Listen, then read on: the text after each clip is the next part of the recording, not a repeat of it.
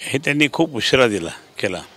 खरं म्हणजे आम्ही जे नेहमी ओरडत होतो ना की 50 खोके एकदम ओके, आम्हाला ते 50 कोटी म्हणता येत नव्हतं कारण ते कायदेशीर बसलं नसतं.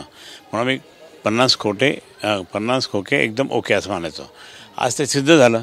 म्हणजे भारतीय जनता पार्टीच्याच आमदारांनी सांगितलं की यांनी 50 कोटी रुपये घेतले बांगरनी. म्हणजे याचा अर्थ असा आहे की सगळ्यांनी पैसे घेतले.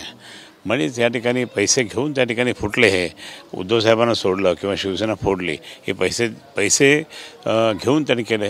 हे आता त्यांच्या लक्षात आलं आणि जनतेच्याही लक्षात आलं की हे आता खरं ठरलं आहे म्हणून. आणि म्हणून यांच्यावर कारवाई झाली पाहिजे अशी माझी इलेक्शन कमिशनला आपल्यामार्फत विनंती आहे.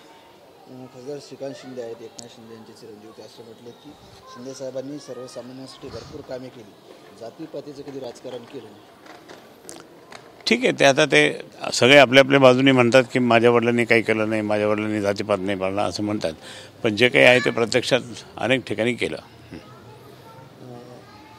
शिवसेना शिंदे गटाचे जिल्हा प्रमुख जंजाळ नाराज आहेत. त्यांनी सरळ आरोप केले शिरसाटावर.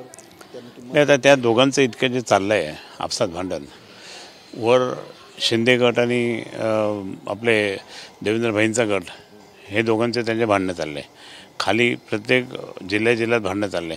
पण यांची परिस्थिती काय आहे हे आपल्याला समजून येते की ह्या सगळ्या लोकांनी त्या ठिकाणी जे काही आता उत्मात केला त्याचा आता परिणाम ते भोगतील. आता